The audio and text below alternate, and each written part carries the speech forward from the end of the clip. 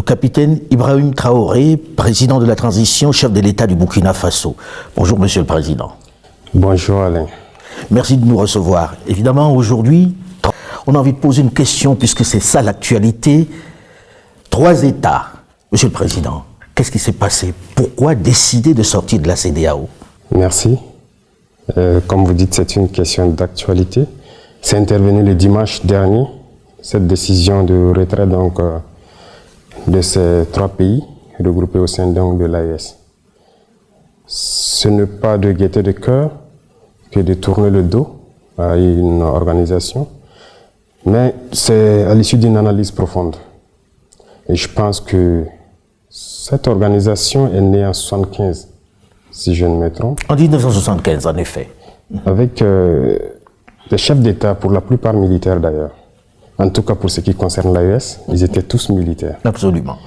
Je pense que c'était une volonté donc d'intégrer les peuples, de faire de l'épanouissement de l'économie, de la solidarité, de l'entraide, en tout cas des vertus panafricanistes qui ont conduit donc les chefs d'État à créer donc cette organisation.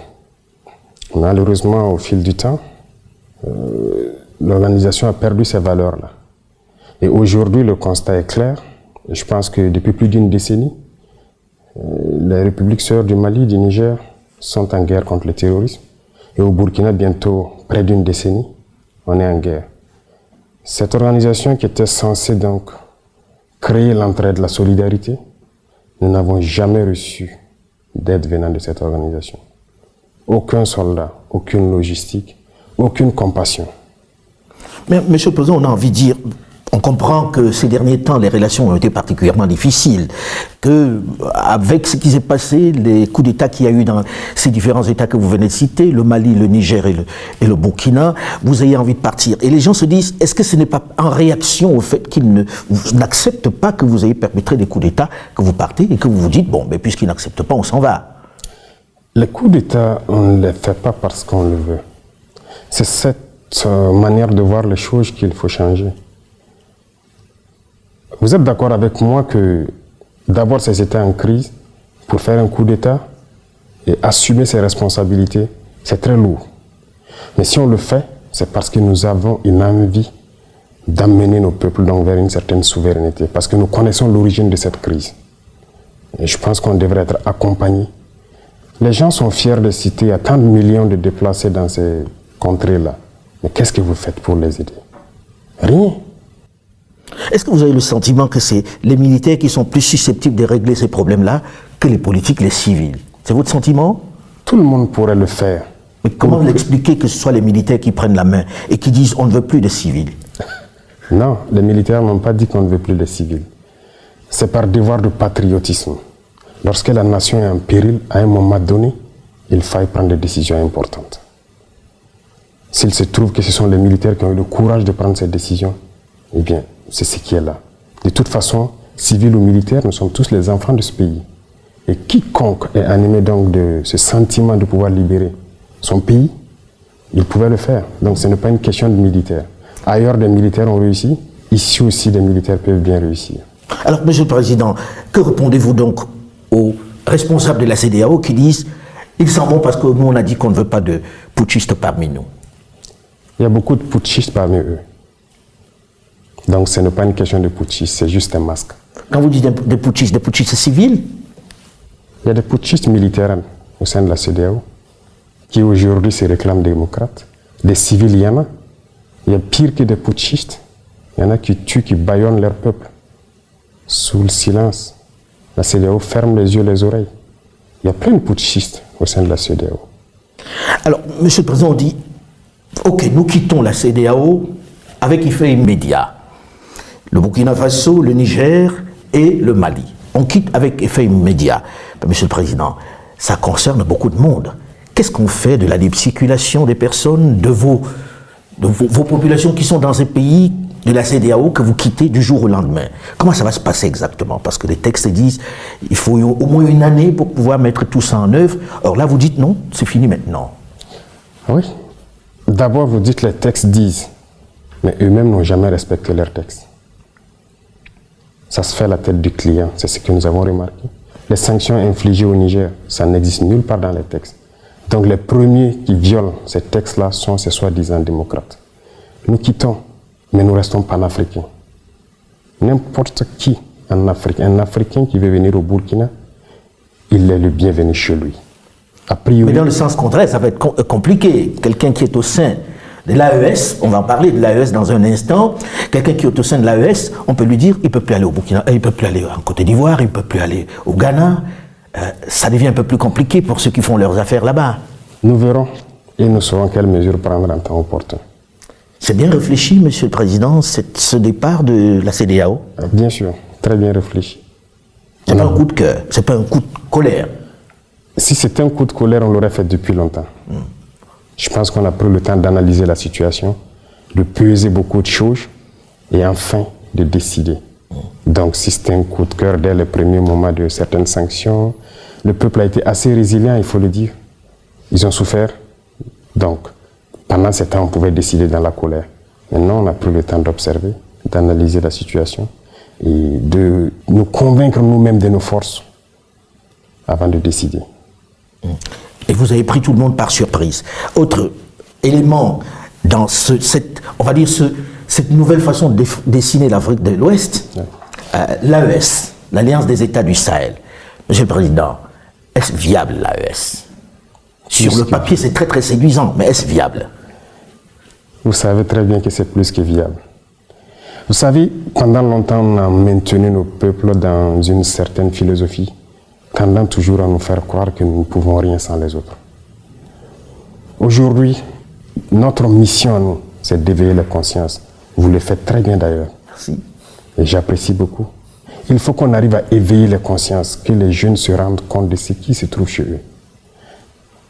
Une organisation pareille, il faut d'abord se rendre compte de ses forces, peser ses faiblesses, et à l'issue de cette analyse, vous décidez. L'AES est très bien viable. Que ce soit lorsqu'on regarde les économies, Monsieur le Président, si je vous permettez, c'est des économies qui sont très intégrées. Vous produisez la même chose, vous faites exactement la même chose. Qui va vendre à qui? Comment ça va commercer? Et qu'est-ce qu'on fait du fait que ce ne sont pas des pays qui ont au moins une ouverture sur la mer?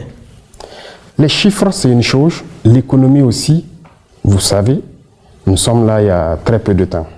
Mais l'économie a été, je dirais, un peu déchirée par des régimes passés. Sinon, nous devrions avoir des économies très fortes aujourd'hui. C'est ce que je dis, en analysant nos forces, on se rend compte que nous ne devrions pas être à cette étape. On devrait être beaucoup loin. Quand vous prenez l'AES, en termes de population, en termes de superficie, on est très bien. En termes de production, normalement les États de l'AES ne devaient rien importer en ce qui concerne les produits agricoles, l'alimentation. Aujourd'hui, nous sommes conscients de ça et nous sommes en train de tout faire pour que nous n'importions rien en ce qui concerne ce que nous consommons. En termes de richesse, que ce soit naturel, quand je dis les richesses naturelles, il y a des richesses souterraines, mais il y a aussi en surface. On crie partout que les Africains meurent de faim, de soif, ainsi de suite, des projets inventés par-ci, par-là, par exemple pour nous donner de l'eau potable. L'AES c'est une grosse réserve d'eau souterraine, et même en surface. En termes de ressources minérales, on n'a rien à envier à quelqu'un. Et dans la nature, quand vous prenez des produits comme, j'aime le dire, le karité, c'est une richesse naturelle. Nous ne l'avons pas planté, c'est Dieu qui l'a donné. Mais c'est très riche. Les gens le prennent, ils le transforment. Donc nous sommes conscients de nos potentialités. L'AES n'a rien à envier à quelqu'un. Pour vous, l'AES peut se suffire, être un ensemble intégré qui fonctionne normalement? Parfaitement. Monsieur le Président, lorsque l'on regarde la démarche qui vient d'être entreprise par ces trois États, très concrètement, on écoute un peu partout le fait qu'il y a besoin qu'ils soient en train de travailler avec d'autres sur un sujet qui est le sujet le plus important aujourd'hui, la sécurité. J'ai envie de demander, Monsieur le Président, aujourd'hui, vous êtes là depuis un certain temps déjà, ça fait plus d'1 an, quel est votre bilan dans le domaine de la sécurité, avant qu'on ne parle de ces trois États en matière de sécurité? Dans votre cas, au Burkina Faso, une bonne partie du territoire est encore entre des mains des terroristes. Qu'est-ce que vous avez pu faire depuis que vous êtes là, dans ce domaine-là? Très bien. C'est la priorité en fait pour nous. Comme vous avez dit, ces terroristes, c'est tuer, brûler, déplacer les populations, s'accaparer des terres. Mais je peux vous dire à l'instant T, comme je le disais dernièrement, il n'y a pas cette portion du territoire où nous voulons partir et que nous ne pouvons pas partir. Aujourd'hui, vous allez sur tout le territoire? Partout. Des territoires qui étaient sous contrôle, si on peut le dire, depuis 3 à 4 ans. Nous mettons pied. Mais pourtant, on parle de plus d'attaques qu'autrefois lorsqu'il y avait des armées étrangères sur le territoire. Ah oui, vous êtes sûr? Plus d'attaques, c'est relatif. Aujourd'hui, nous sommes à l'offensive pour la plupart des zones. Nous ne sommes plus dans une posture de défense. Nous partons vers l'ennemi, nous cherchons l'ennemi. Lorsque nous avons décidé de prendre notre destin en main, comme on aime le dire, c'est une décision assez importante et très courageuse. Et lorsque vous décidez comme ça, toutes les cellules dormantes se réveillent d'un coup. Et c'est à ce moment que vous vous rendez compte de l'ampleur de la situation du terrorisme. On s'est bien rendu compte. Mais pour faire la guerre, il y a d'abord le patriotisme. Il y a la logistique. Et il y a maintenant l'intelligence des situations. Le patriotisme s'est réveillé dans tout le Burkinabé. Que ce soit les combattants, que ce soit les populations civiles, vous les voyez bien contribuer. Ça n'aurait pas été possible il y a quelques années de cela. Pourquoi? Il faut savoir réveiller le patriotisme en chaque peuple.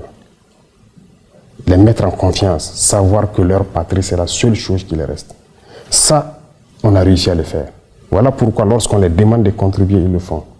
On a demandé aux gens de s'enrôler pour combattre partout où ils sont.